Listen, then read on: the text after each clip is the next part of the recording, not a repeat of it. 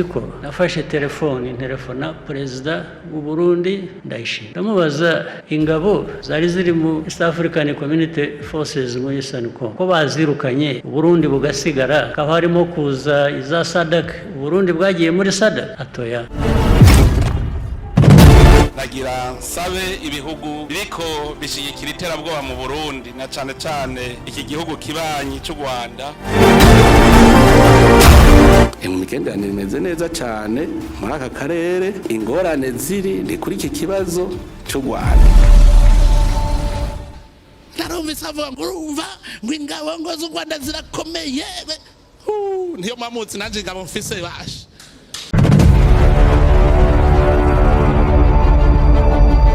U Rwanda n'u Burundi ni ibihugu bibiri bituranye bisangiye amateka, umuco n'ururimi n'imibereho rusange y'abaturage, n'abavandimwe bahuje inkomoko bakabana nk'abashyingiranye.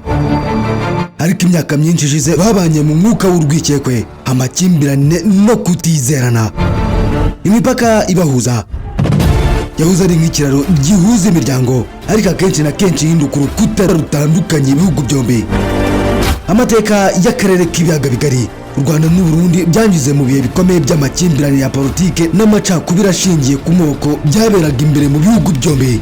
Gusa u Rwanda rwo rukaba rwarayatambutse nyuma ya Jenoside yakorewe Abatutsi mu mwaka w'1994. Aya akaba amateka yasigiye abaturage ibikomere bikomeye. Jenoside yakorewe Abatutsi mu mwaka w'1994 mu Rwanda, iyicwa rya Perezida Melchior Ndadaye mu Burundi mu mwaka w'1993 n'intambara zakurikiyeho byabaye imizi y'umwuka mubi ukomeje kuganza mu karere k'ibiyaga bigari.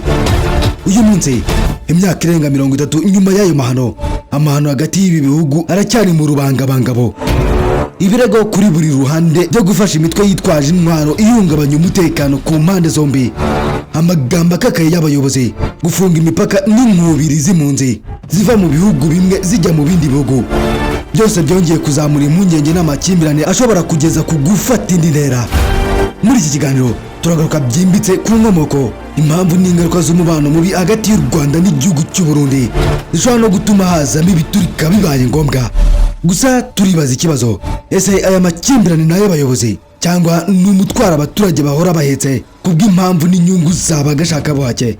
Niba ari bo, ninde uri gukorera mu nyungu zabo bagashaka buhake?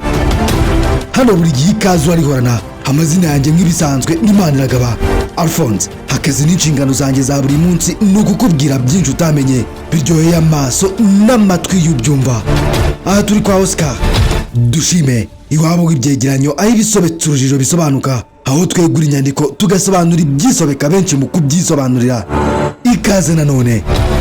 U Rwanda n'u Burundi byombi ni ibihugu bibiri, uretse kuba ari ibituranyi, ni ibihugu ababituye bafitanye isano ya hafi mu mico n'amateka n'ubuzima rusange bw'abaturage, icyarimwe n'ibibazo bya politike bijya kumera kimwe. Gusa nanone imibanire hagati y'u Rwanda n'u Burundi yahoranye imbogamizi irangwa n'ibihe by'amakimbirane, ibirego by'ubufatanye byo gushyigikira imitwe y'inyeshyamba n'ibitero byambukiranya imipaka.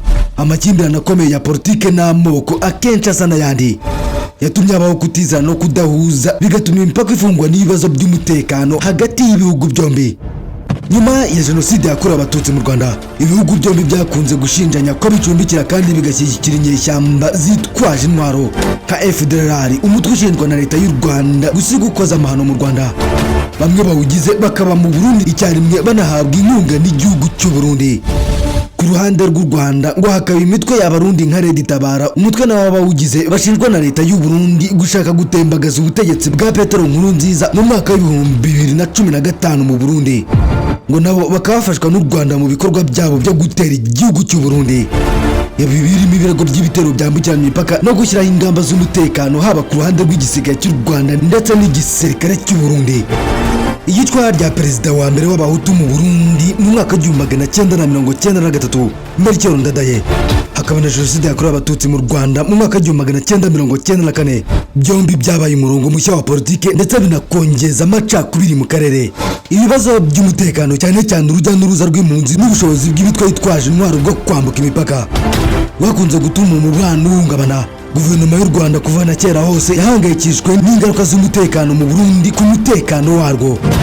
Ibihugu byombi bishinja gushyigikira imitwe yitwaje intwaro ihungabanya umutekano muri buri gihugu. ibihugu byombi byari bifitanye isano mu mateka nka koloni Rwanda Burundi munsi y'ubutegetsi bw'Abadage ndetse n'Ababiligi bakolonije ibihugu byombi.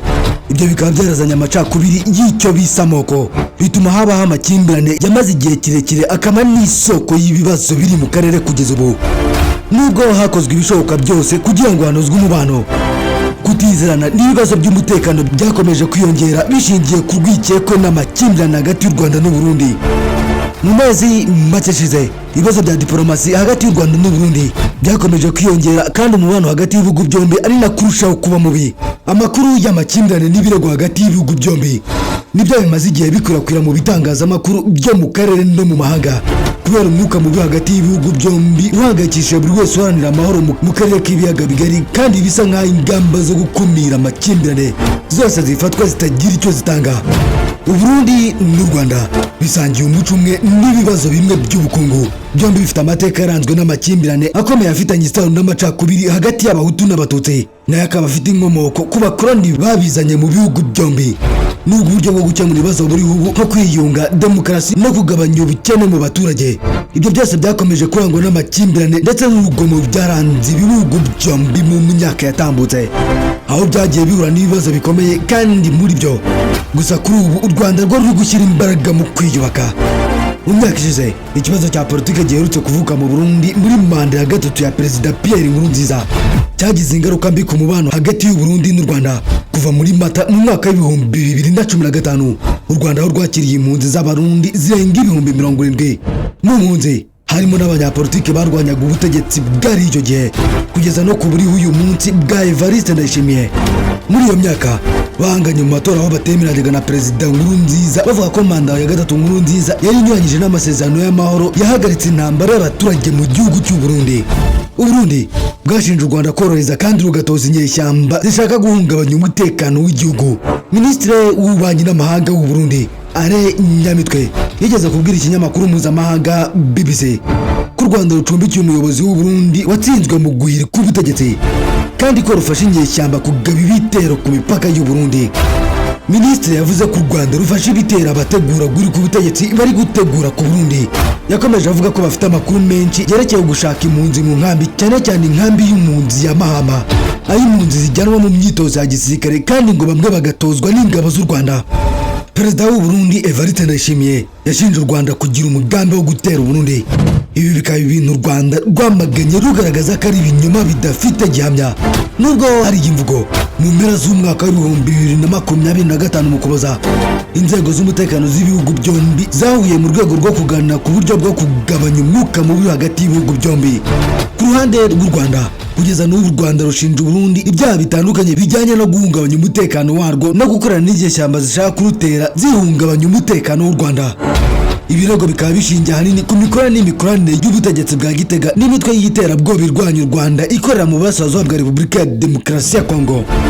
KFRN yigeze kugaba ibitero mu Rwanda mu mwaka w'ibihumbi 2018 byihariye ngo bakaba bakorana bya hafi n'umutwe w'iterabwoba wa FDLR. U Rwanda rushinja u Burundi gufatanya n'umutwe wa FDLR ugizwe n'abasize bakoze jenoside yakorewe Abatutsi mu mwaka w'1994 mu Rwanda mu rwego rwo guhungabanya umutekano w'u Rwanda. Ibi bikorwa mu gihe ingabo z'u Burundi FDNB mu minsi ishize zari ziri mu bikorwa bya gisirikare mu burasirazuba bwa Repubulika ya Demokarasi ya Kongo. Ibihugu n'ubundi bifitanye imikoranire byihariye. Muri ubwo bufatanye n'ingabo za Repubulika ya Demokarasi ya Kongo FARDC, u Rwanda ntirwahwemye kugaragaza ko ingabo z'u Burundi zirenga 20,000 zari muri Kivu y'Amajyepfo zifatanya na FARDC n'indi mitwe yitwaje intwaro nka FDLR mu bitero byibasiraga abasivile cyane cyane abanyamurenge. No mu gushaka guhungabanya imipaka y'u Rwanda, n'ubundi izi ngabo z'u Burundi zikaba zaje guhirukanwa n'inyeshyamba za M23 mu minsi ishize. Nyuma y'isinywa ry'amasezerano ya Washington DC ku itariki y'Ukuboza umwaka ushize wa 2025 hagati y'u Rwanda na Repubulika ya Demokarasi ya Kongo, u Rwanda rwashinje u Burundi ko umwe muri ba rwivanga bayabangamiye binyuze mu bikorwa by'urugomo muri Kivu y'Amajyepfo mu mpera za 2025 ndetse n'intangiriro za Mutarama 2026.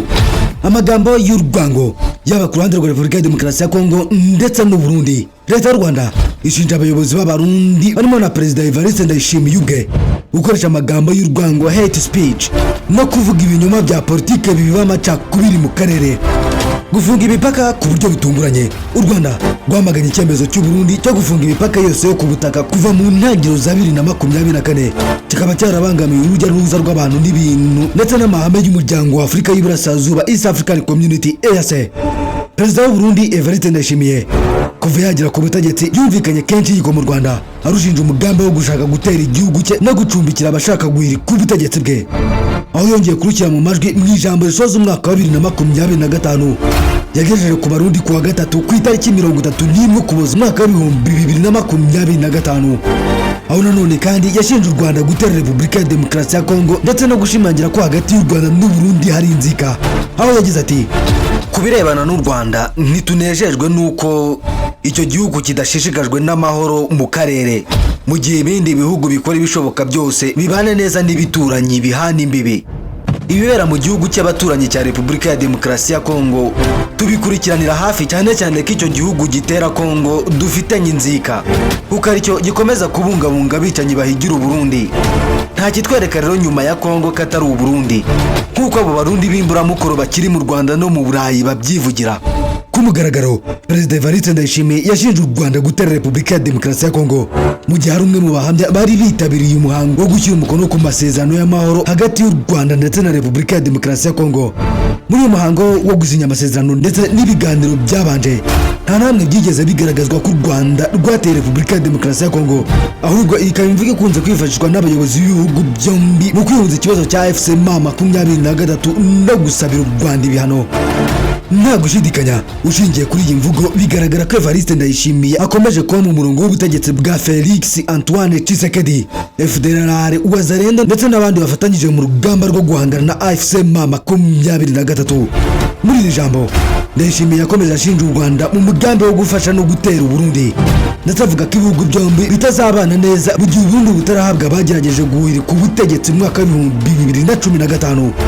Ashize amanga yagize ati ku ruhande rwacu ntidutezuka kugumya twegera u Rwanda ngo rutubwize ukuri icyo ruhora u Burundi kugira ngo tugire ibiganiro dushakira umuti ibibazo bihari, ariko ikibabaje kandi giteye amakenga nuko nta na kimwe abayobozi b'u Rwanda batubwira cyatuma batera u Burundi. Yatangaje ibi akomeza guhamya u Rwanda ko rukomeje gucumbikira Abarundi bashakishwa mu mugambi wo gushaka guhirika ubutegetsi bari i Kigali nk'impunzi barengerwa n'itegeko mpuzamahanga. Ndayishimiye akomeje gushinja u Rwanda kuba nyirabayazana w'umubano mubi n'u Burundi, yirengagije imikorere iri hagati y'ubutegetsi bwe n'abagize umutwe wa FDLR bagize uruhare muri jenoside yakorewe Abatutsi mu 1994 ndetse n'umusanzu w'ingabo ze mu mugambi wa Repubulika ya Demokarasi ya Kongo, aho yagiye agaragaza ubushake bwo gukuraho ubutegetsi bw'u Rwanda mu bihe bitandukanye. Gusa uko iminsi isha niko ibihugu byombi bigenda bigerageza uburyo bwo koroherana, ariko bikongera bikazamba. Ku rubuga rwa X rwahoze ari Twitter, Minisitiri w'Ububanyi n'Amahanga w'u Rwanda Olivier Nduhungirehe yigeze gutangaza ko ibihugu byombi biri mu nzira yo kumvikana mu bikorwa n'ibiganiro byari no kuba hagati y'abayobozi b'ibihugu byombi, ndetse icyo gihe bigashimangirwa n'umukuru w'igihugu. Nduhungirehe yavuze ibi mu ngingo yagaragaje avuga ko igisubizo cya politike gishobora kuboneka ku makimbirane yo mu burasirazuba bwa Repubulika ya Demokarasi ya Kongo. Ubwo mu kwezi kwa kabiri k'umwaka wa 2025, Perezida w'u Burundi Evariste Ndayishimiye yahaga ibiribwa abaturage bo muri komine Bugabira mu ntara ya Kirundo. Yahavugiye amagambo asa nko gushoza intambara. Perezida Ndayishimiye aho yavugira ijambo hafi y'akarere ka Bugesera k'u Rwanda agira ati icyakora nubwo ibibazo by'umubano bizamo agatotsi hagati y'ibihugu byombi, ku itariki 10 Werurwe umwaka wa 2022 intumwa zikora mu bijyanye n'ubutasi bw'u Rwanda ndetse n'iz'u Burundi zahuriye mu ntara ya Kirundo ziganira ku bibazo by'umutekano byateje umwuka mubi mu mubano w'ibihugu byombi. Ingabo z'ibihugu byombi zihora ziryamiye amajanja ku buryo ikosa rimwe ryuzuyemo kwibeshya rishobora kubyara amahari n'intambara. Ku ruhande rw'u Burundi ngo ruriteguye, ese ubundi ibihugu by'ibituranyi ba mwana kuri ubu nk'abashyingiranye kuyaga byabaye ibigoranye kubera ibibazo bya politike. Iyo urebye amateka y'u Rwanda ndetse n'u Burundi byanyuzemo, bigaragara ko amakimbirane atari amahitamo y'abaturage, ahubwo ari umusaruro w'imiyoborere mibi bifitanye isano n'ubukoloni bwasize amacakubiri mu baturage, ubwoba bwa politike n'ingaruka z'amateka atarakira. Abaturage b'ibi bihugu basangiye byinshi kuruta ibibatandukanya: ururimi, umuco, isano y'amaraso n'inzozi zo kubaho mu mahoro mu gihe cyahazaza. Gukomeza kubiha urwango, gukoresha imvugo ikakaye no kwitana ba mwana mu rwego rwo gufasha imitwe y'inyeshyamba ihungabanya umutekano mu bihugu byombi ni ugushyira akarere kose mu kaga, ukurasa rimwe kwambukiranya umupaka cyangwa ijambo rimwe ripimwe nabi mu cyico cy'ubwirwa bishobora guturitsa intambara hagati y'ibihugu byombi. None uko ibihe bishira umubano ukomeza kuba mubi hagati y'ibihugu byombi. Nubwo umwuka ukomeje kuba mubi, hari icyizere gishya gishingiye ku biganiro by'inzego z'umutekano, amagambo y'abadiplomate n'ubushake bwo gushaka ibisubizo bya politiki aho kwifashisha intwaro. Amahoro aracyashoboka ku mpande zombi, gusa ari gusaba ukuri, kuganira nta buryarya no gushyira imbere inyungu z'abaturage aho kuba ubutegetsi. U Rwanda n'u Burundi ntibizahindura kuba abaturanyi, amateka n'ikarita birabyemeza. Ikibazo gisigaye ni kimwe gusa: ese ibihugu byombi bizakomeza kuhitamo kubana nk'abahanganye cyangwa bizahitamo kubana nk'abavandimwe bubaha ubuzima n'ejo hazaza h'abaturage babyo? Iki kiganiro cyasiga iki kibazo mu biganza bya buri wese twari turi kumwe muri iki kiganiro. Urifuza amahoro arambye mu karere k'ibiyaga bigari, aho ushobora kuduha igitekerezo, ikibazo cyangwa inyunganizi. Cy'amazina yanjye nk'ibisanzwe n'Imaniragaba Alphonse. Akazi n'inshingano zanjye za buri munsi ni ukukubwira byinshi utamenye biryoheye amaso n'amatwi y'ubyumva. Aha turi kwa Oscar Dushime, iwabo w'ibyegeranyo, aho ibisobetse urujijo bisobanuka, aho twegura inyandiko tugasobanura ibyisobeka benshi mu kubyisobanurira. Tubonane ubutaha, bye.